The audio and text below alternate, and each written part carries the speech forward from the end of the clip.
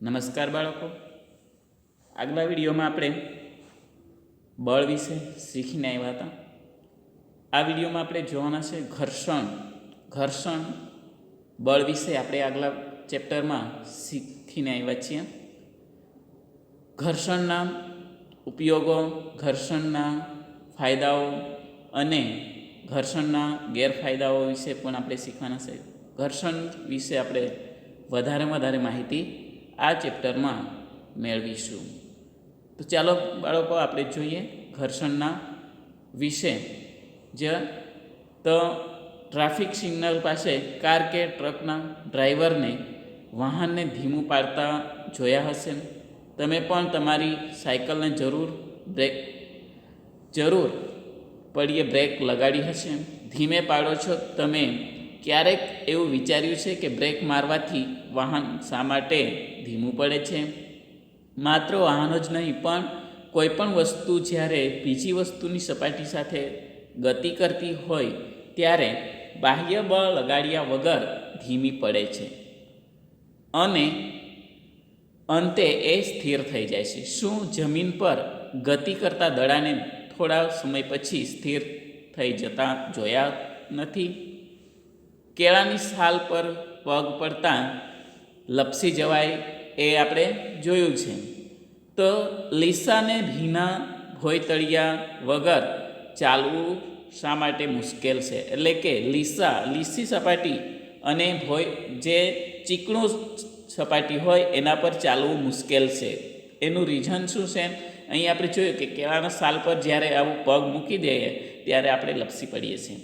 એનું કે જે કેળાના છાલ ઉપર જ્યારે પગ મૂકીએ છીએ ત્યારે એ કેળાનું છાલની વચ્ચે અને જમીન અને આપણો પગ વચ્ચે કેળાનું છાલ આવી જતું હોય છે અને પૂરતું ઘર્ષણ બળ લગાડી શકતું નથી. એટલે કે એના કારણે એ છાલ પરથી આપણે શું થઈ જઈએ? લપસી જઈએ છીએ. તો આવા જે પ્રશ્નોના જવાબો આપણે શોધવા માટે આ ચેપ્ટરમાં ખૂબ જ સારી રીતે આપણને જવાબ મળી જશે. તો અહીં આપણે જોઈએ ઘર્ષણ બળ વિશે જોઈએ તો કે તમે જોયું હશે કે ડાબી બાજુએ બળ લગાડો છો ત્યારે ઘર્ષણ બળ જમણી બાજુએ લાગે છે. તો તમે જમણી બાજુએ બળ લગાડો છો ત્યારે ઘર્ષણ બળ ડાબી બાજુએ લાગે છે. તો આ બંને કિસ્સાઓમાં ઘર્ષણ બળ પુસ્તકની ગતિનો વિરોધ કરે છે. ઘર્ષણ બળ હંમેશા લગાડેલા બળનો વિરોધ કરે છે. અહીંયા તમે જોશો તો આ બુક જે છે, પુસ્તક છે, એ જમણી બાજુ બળ લગાડશો ત્યારે ડાબી બાજુ લાગશે, ડાબી બાજુ લાગશે ત્યારે જમણી બાજુ લાગશે. એવી રીતે વિરોધ બળ લાગે છે અને લગાડેલા બળને વિરોધ કરે છે.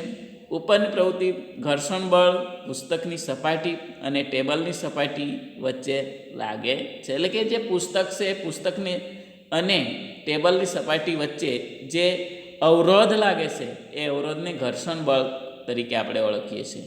શું ઘર્ષણ બળ બધી જ સપાટીઓ માટે સરખું હોય છે? તે સપાટીના લીસાપણા પર આધાર રાખે છે. તો બધે જ સપાટી પર સરખું બળ ઘર્ષણ લાગતો નથી, એની સપાટી પર આધાર રાખતો હોય છે.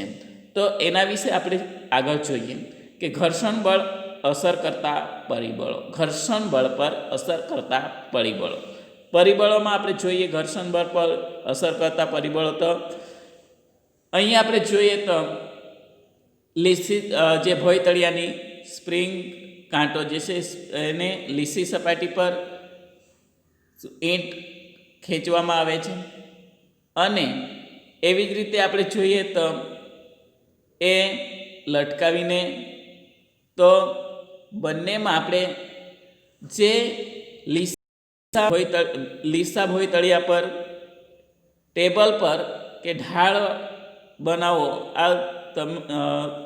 આ માટે જે ઈંટ કે પુસ્તક કે ટેકો રાખેલા લાકડાના પાટિયાનો ઉપયોગ કરી શકો છો. તો એવા પુસ્તક કે લાકડાને તમે એવી રીતે ઢળાવ પરથી ખેંચવાનો પ્રયત્ન કરશો તો એ ઓછું ઘર્ષણ લાગશે. પરંતુ જ્યારે એમ જ જ્યારે ઘસીને કરશો ત્યારે વધારે ઘર્ષણ લાગશે. તો આપણે જોઈએ કે કયા કિસ્સામાં કપાયેલું અંતર ઓછું છે. દરેક વખતે પેન્સિલ સેલ દ્વારા કપાયેલું અંતર જુદું જુદું હોય છે. અહીંયા જોશો તો આની સપાટી પરથી જ્યારે પસાર કરવામાં આવે છે ત્યારે આની સપાટી પરથી જ્યારે પસાર કરવામાં આવે છે ત્યારે તો દરેકમાં અંતર કેવું હશે? જુદું જુદું હશે. તો એનું રીઝન કે જુદા જુદા શા માટે, તો આનું કારણ આપણે જણાવી શકીએ કે પેન્સિલ સેલ દ્વારા કાપાયેલું અંતર એ સેલ જે સપાટી પર ગતિ કરે છે તેના પ્રકાર પર આધાર રાખે છે. એટલે કે જે સપાટી છે એ સપાટીના પ્રકાર પર આધાર રાખે છે. સેલનું સપાટીનું લીસાપણું પણ છે સેલ દ્વારા કપાયેલું અંતર અસર કરે છે. ઘર્ષણનું કારણ સંપર્ક બળ રહેલી બે સપાટીઓનું ખરબચડુંપણું અને લીસી સપાટી જે લગતી સપાટીઓ પર પણ મોટા પ્રમાણમાં આવી સૂક્ષ્મ અનિયમિતતાઓ હોય છે. બે સપાટીઓ પર રહેલી અનિયમિતતાઓ ખરબચડુંપણું એકબીજામાં ભરાઈ જાય છે. જ્યારે આપણે કોઈક સપાટીને ખસેડવાનો પ્રયત્ન કરીએ છીએ ત્યારે આપણે આ જોડાણ વિરુદ્ધ બળ લગાડવું પડે છે. ખરબચડી સપાટીઓ પર વધારે પ્રમાણમાં અનિયમિતતાનો ખાંચાઓ હોય છે.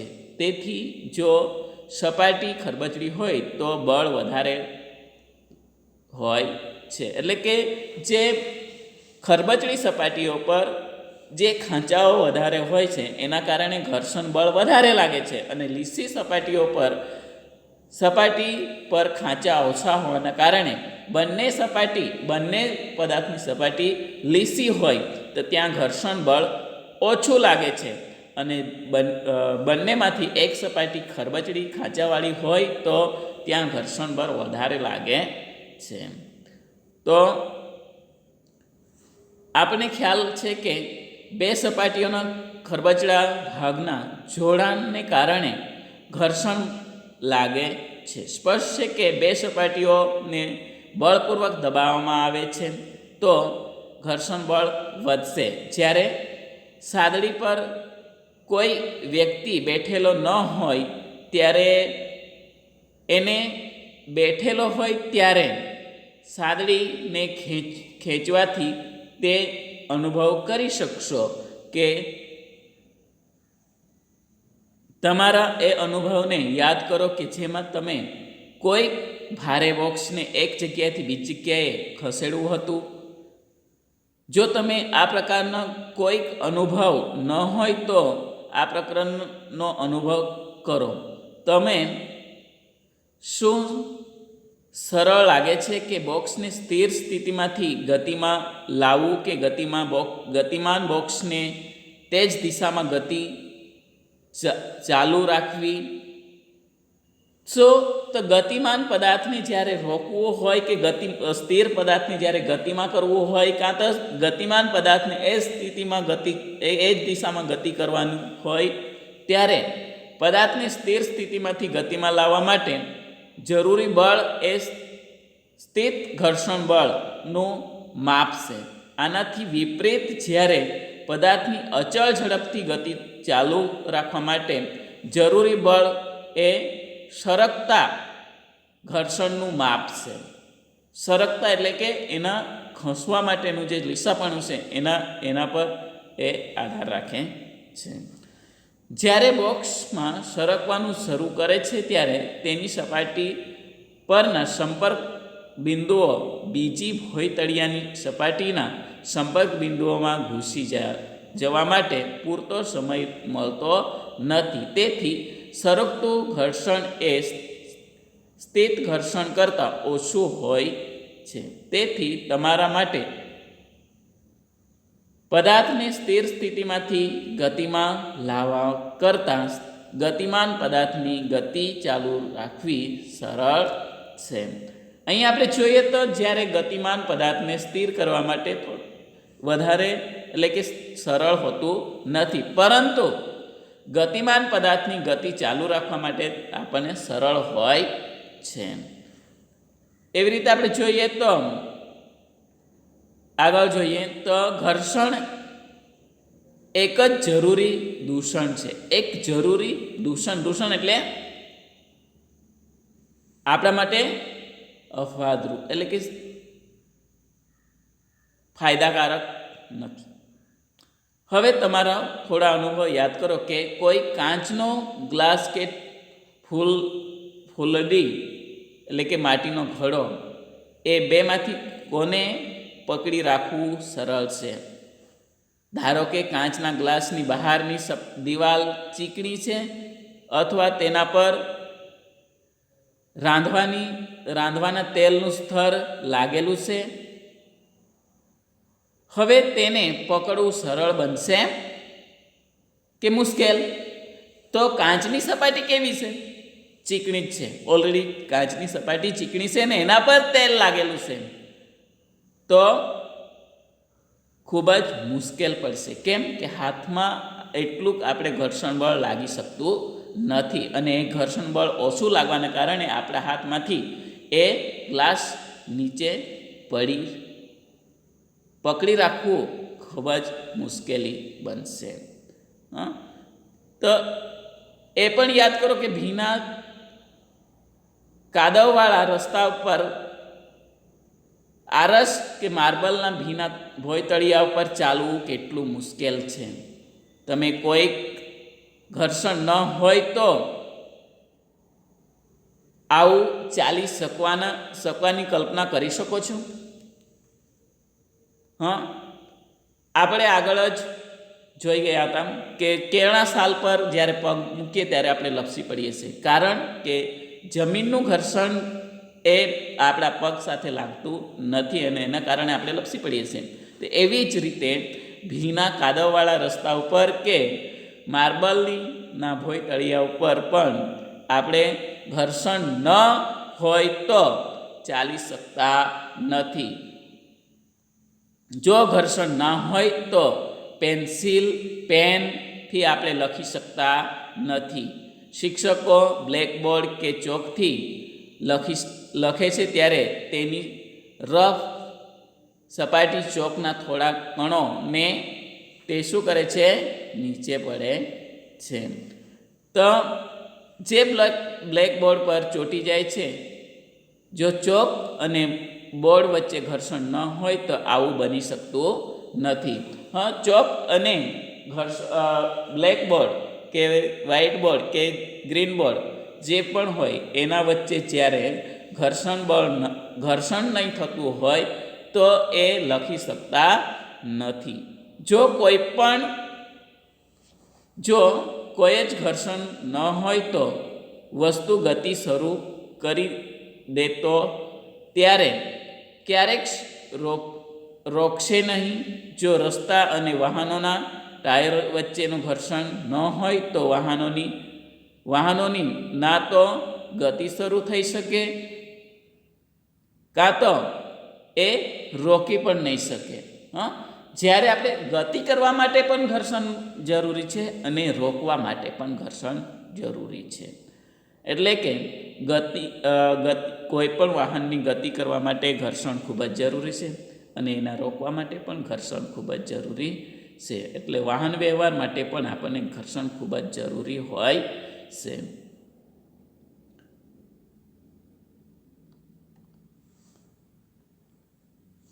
આનાથી વિપરીત ઘર્ષણને હાનિકારક પણ છે. ઘર્ષણને કારણે વસ્તુઓ ઘસાઈ જાય છે, પછી ભલે તે સ્ક્રૂ, બેરિંગ કે બૂટ, ચંપલના તળિયા, સોલ કેમ ન હોય. રેલવે સ્ટેશન પરના ચાલવાના ઓવરબ્રિજ પર ઘસાયેલા પગથિયાઓ જોયા હશે. ઘણી વસ્તુ આપણે જોઈ હશે કે જ્યાં ઘસાયેલું હોય છે. જે ઘર્ષણ બળના કારણે ઘર્ષણથી ઉષ્મા પણ ઉત્પન્ન થઈ શકે છે. થોડી મિનિટો સુધી પાતળી હથેળીઓ જોરથી એકબીજા સાથે ઘસશો તો અનુભવ કરી શકશો. જોરથી ઘસશો ત્યારે એ ઉષ્મા ઉત્પન્ન થાય છે, એટલે હાથ આપણને ગરમ લાગે છે. માચિસની દિવાસળીનો કોઈ ખરબચડી સપાટી પર ઘસો ત્યારે એ આગ પકડી લે છે. એ આગ પકડવા માટે ખરબચડી સપાટી અને માચિસની ડીંગલી ખૂબ જ જરૂરી છે. જો તમે જોયું હશે તો મિક્સરને થોડી મિનિટ ચલાવવાને લીધે તેનું જાર એટલે કે ગરમ થઈ જાય છે. એવા ઘણા ઉદાહરણો આપી શકશો કે જેમાં ઘર્ષણ દ્વારા ઉષ્મા ઉત્પન્ન થાય છે. હકીકતમાં જ્યારે આપણે કોઈ મશીનનો ઉપયોગ કરીએ છીએ ત્યારે ઉત્પન્ન થતી ઉષ્માને કારણે થોડી ઘણી ઉર્જા વેડફાઈ જાય છે. અને નીચેના વિભાગોમાં આપણે ઘર્ષણ ઓછું કરવાના ઉપયોગો વિશે જાણીશું કે ચર્ચા કરીશું કે ઘર્ષણના કારણે જે ઉષ્મા વધારે વપરાતી હોય છે કાં તો ઉષ્મા વેડફાઈ જાય છે તેના ઉપાયો તેના વિશે આપણે આગળ જોઈએ. તો ઘર્ષણનું વધારવું અને ઘટાડવું તો ઘર્ષણ કેવી રીતે વધારી શકાય અને કેવી રીતે ઘટાડી શકાય. તો અગાઉના વિભાગમાં તમે જોયું કે અમુક પરિસ્થિતિમાં ઘર્ષણ ઈચ્છનીય હોય છે. ઈચ્છનીય એટલે કે આપણને ઘર્ષણ ખૂબ જ જરૂરી હોય છે અને અમુક સંજોગોમાં આપણને ઘર્ષણ જરૂરી હોતું નથી. શું તમે ક્યારેક વિચાર્યું હશે કે તમારા બૂટ ચંપલના સોલ ખાંચાવાળા કેમ હોય છે? તમે વિચાર્યો છે કે ખાંચાવાળા કેમ હોય? તે જમીન પર જ્યારે આપણે ચાલીએ છીએ કે ચીકણી સપાટી પર ચાલીએ ત્યારે સરળતાથી ઘર્ષણ થઈ શકે છે. જ્યારે કોઈ વખત તમે વિચાર્યું હશે કે એ ખાંચાવાળા ચંપલના સોલ ખાંચાવાળા સપાટ એટલે કે ઘસાઈ જાય ત્યારે આપણે એ ચંપલથી જ્યારે ચાલીએ ત્યારે આપણે લપસી જવાની સંભાવના રહે છે. એનું કારણ શું છે કે એ પૂરતા પ્રમાણમાં ઘર્ષણ લાગતું નથી અને એના કારણે આપણે શું થઈએ છીએ? લપસી જવાની સંભાવના રહે છે. બૂટ ચંપલની ભોંયતળિયા સાથે વધારે સારી રીતે પકડ રહે તે માટે આમ કરવામાં આવે છે જેથી તમે સમતલ રીતે ચાલી શકો છો. તે જ રીતે કાર, ટ્રક, બુલડોઝરના ટાયરો પણ ખાંચાવાળા હોય છે જેનાથી રસ્તાઓ સાથે તેમની પકડ વધુ સારી રહે છે. શું કે આ ટાયર છે કે ટાયરની વધારે પડતા રસ્તા પર પકડ સારી રીતે ઘર્ષણ થઈ શકે એના માટે એ ટાયરમાં વધારે ખાંચા રાખવામાં આવેલા હોય છે. અને વાહનો, સાયકલનો બ્રેક પ્રણાલી સિસ્ટમમાં બ્રેક પેડનો ઉપયોગ કરી આપણે જાણી શકીએ છીએ કે ઘર્ષણ વધારો કરી શકીએ છીએ. જ્યારે તમે સાયકલ ચલાવો છો ત્યારે બ્રેક પેડાને સ્પર્શ કરતા નથી, પરંતુ જ્યારે બ્રેક લીવરને દબાવો છો ત્યારે એ પેંડા ઘર્ષણને કારણે પેંડાની કોરની ગતિનો રોકી શકે છે, એટલે રોકી દે છે અને પેંડું ગતિ કરવાનું બંધ કરી દે છે. અને એ જોયો હશે કે કબડ્ડીના ખેલાડીઓ પોતાના હાથ પર માટી ઘસીને જેથી તેઓ પોતાના વિરોધીઓને વધારે સારી રીતે પકડી શકે છે. તો તમે આગળ જોયું છે કે જ્યારે ઘર્ષણના કારણે આપણે પદાર્થને સ્થિર રાખવા માટે કે પદાર્થને ગતિમાં રોકવા માટે પણ ઘર્ષણ બળ ખૂબ જ જરૂરી હોય છે. તો એવી રીતે આપણે જોઈએ તો પોતાના હાથ ઉપર કોઈ બરસટ પદાર્થ લગાવી દે છે જેથી ઘર્ષણમાં વધારો કરીને સારી પકડ બનાવી શકે છે. તો એવી રીતે આપણે જોઈએ તો અમુક સ્થિતિમાં કે અમુક પરિસ્થિતિમાં જો ઘર્ષણ ઈચ્છનીય હોય, આથી આપણને તેનું ઓછું કરવા ઈચ્છીએ છીએ. એટલે કે જ્યારે આપણે ઘર્ષણ બળ ઈસની એટલે કે જ્યારે જરૂર ના હોય ત્યારે આપણે એને ઓછું કરવા જરૂરી હોય છે. આપણે જ્યારે કેરમ રમીએ છીએ તો કેરમમાં કૂકરીઓ અને એ બોર્ડ કેરમ બોર્ડ વચ્ચેનું ઘર્ષણ જ્યારે વધારે હોય ત્યારે કૂકરી જ્યારે મારીએ ત્યારે એ જેટલુંક આપણે ઈચ્છીએ તેટલુંક જતું નથી. અને એના માટે ઘર્ષણ બળ કે ઘર્ષણ ઓછું કરવા માટે બારીક પાવડર છંટકાવ કરીએ છીએ. એના કારણે એ ઘર્ષણ ઓછું કરી દે છે. તમે જોયો હશે કે તમને કદાચ એ જાણ્યું હશે કે જ્યારે તમે દરવાજાના મિજાગરામાં તેલના થોડા ટીપા નાખો છો ત્યારે દરવાજો સરળતાથી હલનચલન કરી શકે છે અને સાયકલ તથા મોટર કારના કારીગરો આ મશીનોના ગતિશીલ ભાગોની વચ્ચે ગ્રીસ લગાડે છે. આ ઉપરના બધા જ કિસ્સાઓમાં આપણે કાર્યક્ષમતા વધારવા માટે ઘર્ષણને ઓછું કરીએ છીએ. જ્યારે તેલ, ગ્રીસ, ગ્રેફાઇટને મશીનમાં ગતિશીલ કરવા માટે ઉપયોગ કરવામાં આવે છે. જ્યારે પણ આ ઊંજણ તેલ કે ગ્રીસ કે તેલનો ઉપયોગ કરવામાં આવે છે ત્યારે જ્યારે યંત્રોમાં ઘર્ષણ ઓછું લાગે છે. એક પાતળું સ્તર બને છે અને ગતિશીલ સપાટીને ધીમી એકબીજા સાથે ઘસાતી નથી. આ રીતે અનિયમિતતા અને ખરબચડોપણાને એકબીજા સાથેનું જોડાણ મોટા પ્રમાણમાં દૂર થઈ જાય છે અને હલનચલન સરળ બનાવી જાય છે. ઘર્ષણ ઓછું કરતા પદાર્થને ઊંજણ કહેવામાં આવે છે. જે પદાર્થ બે સ્તરોની વચ્ચે ઘર્ષણ ઓછું કરે છે તેને ઊંજણ કહેવામાં આવે છે. કોઈપણ મશીનમાં ઊંજણ તરીકે તેલનો ઉપયોગ કરવાની સલાહ આપવામાં આવે છે. ત્યારબાદ ઘર્ષણ ઓછું કરવાનો માટે ગતિશીલ ભાગો વચ્ચે હવાના સ્તરનો ઉપયોગ કરવામાં આવે છે. આગળ જોઈએ આપણે પેંડા ઘર્ષણ ઓછું કરી દે છે. તમે સુટકેસ અને અન્ય ભારે સામાન સાથે પેંડા લગાડેલા જોયા હશે. આવા સામાનને કોઈ નાનું બળ પણ આસાનીથી ખેંચી શકે છે. આવું કેમ થાય છે? ચાલો આપણે જોઈએ કે આવું થવાનું રીઝન શું છે. આવી સુટકેસ હોય એને આવા પેંડા લગાડેલા હોય અને એના કારણે આપણે સરળતાથી એને વધારે વજનને સરળતાથી આપણે સહેલાઈથી ખસેડી શકીએ છીએ. તો એવી રીતે આપણે જોઈએ જ્યારે વસ્તુ કોઈ બીજી વસ્તુની સપાટી પર ગબડે છે ત્યારે તેની ગતિનો અવરોધ બળને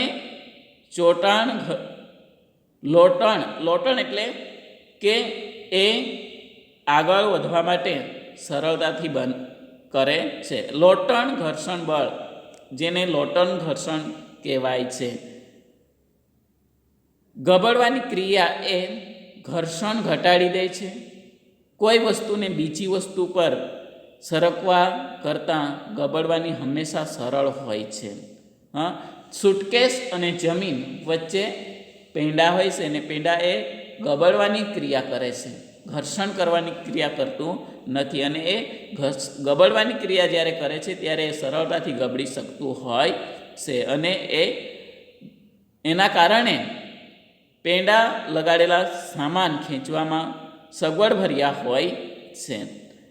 તમે એ પણ હજી સમજી શકશો કે પેંડાના આવિષ્કારને માનવજાતિની મહાન શોધમાં કેમ ગણવામાં આવે છે. જે તમે સમજો છો કે પેંડા ની શોધ એ સૌથી અગત્યની ગણવામાં આવે છે, કારણ કે લોટણ ઘર્ષણ એ સરકતા ઘર્ષણ કરતાં ઓછું હોય છે. તેથી મોટાભાગના મશીનોમાં સ્લાઇડિંગને બોલ બેરિંગના ઉપયોગ દ્વારા લોટણમાં દબાણમાં દબાવવામાં આવે છે.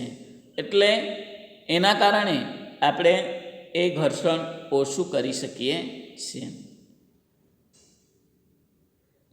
પંખાઓ અને સાયકલોમાં ધરી અને કેન્દ્રની વચ્ચે બોલ બેરિંગનો ઉપયોગ આના સામાન્ય ઉદાહરણો છે.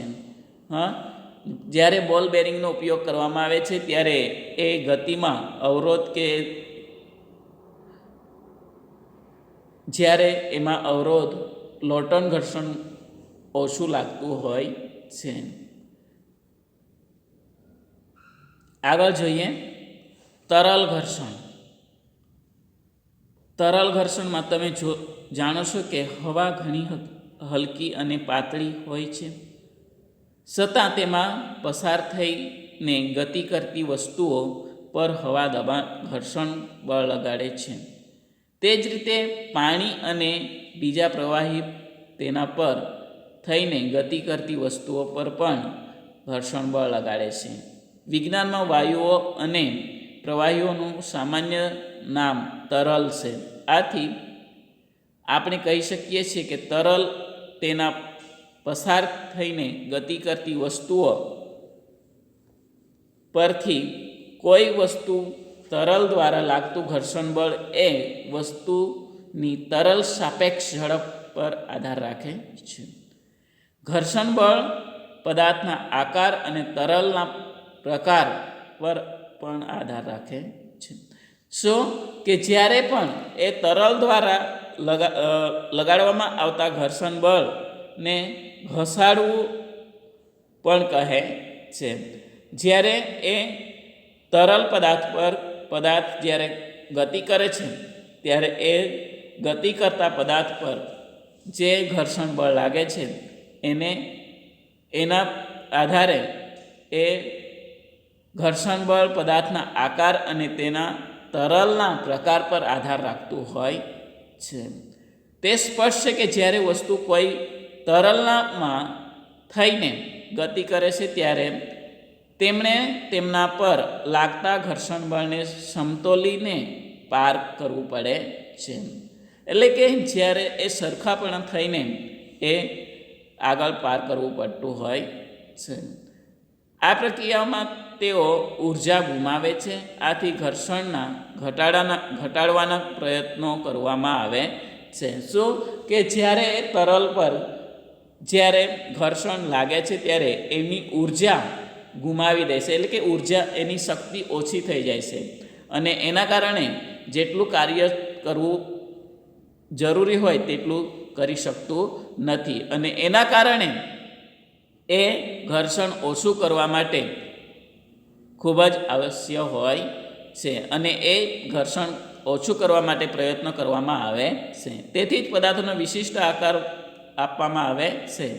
તમારા ખ્યાલે વૈજ્ઞાનિકોએ આ વિશિષ્ટ આકારોને વિશે ક્યાંથી સંકેત પ્રાપ્ત થાય છે? કુદરતી રીતે અલબત્ત પક્ષીઓ અને માછલીઓ દરેક વખતે તરલમાં ગતિ કરતા હોય છે. તેમાં શરીરનો વિકાસ એવી રીતે થયો હશે કે તરલ ગતિના કરતી વખતે ઘર્ષણ પાર કરવા માટે તેમની ઉર્જાનો વ્યય શક્ય તેટલો ઓછો થતો હોય છે. તમે જોયું હશે કે બાળકો કે જ્યારે ગતિ કરતા પક્ષીઓ અને ગતિ કરતી માછલીઓના આકાર પરથી આપણે જાણી શકીએ છીએ કે એવા તરલમાં જ્યારે ગતિ કરતા હોય છે ત્યારે એમનામાં ગતિ કરવા માટે ઓછામાં ઓછું ઘર્ષણ બળ અને આવશ્યક ઉર્જાનો ઉપયોગ કરી શકાતો હોય એવી રીતે આપણે એમાં વિચારી શકીએ છીએ. ધોરણ 6માં આપણે આવા આકારો વિશે વાંચ્યું હશે કે હવાઈ જહાજ, વિમાન આકારને કાળજીપૂર્વક જુઓ છો તો તે આકારને પક્ષીઓના આકાર પ્રમાણે જ બનાવવામાં આવ્યા છે. કોઈક સમાનતા જોવા મળી હશે. હકીકતમાં બધા જ વાહનોની આકારની રચના એ રીતે કરવામાં આવે છે કે તરલ ઘર્ષણ ઘટાડી શકાય છે. બધા જ આકારોની જે વાહનોની રચના કેવી રીતે કરવામાં આવે છે કે તરલ ઘર્ષણ ઘટાડી શકાય છે. તમે હોડીનો આકાર જોયો હશે, તે માછલીના આકારમાં જ હોય છે.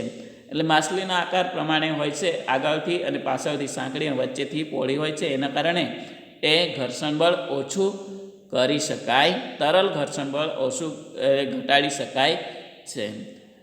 એવી રીતે આપણે ઘર્ષણ બળ ઘટાડીને જે પણ વાહનની ઉર્જા બચાવી શકીએ છીએ.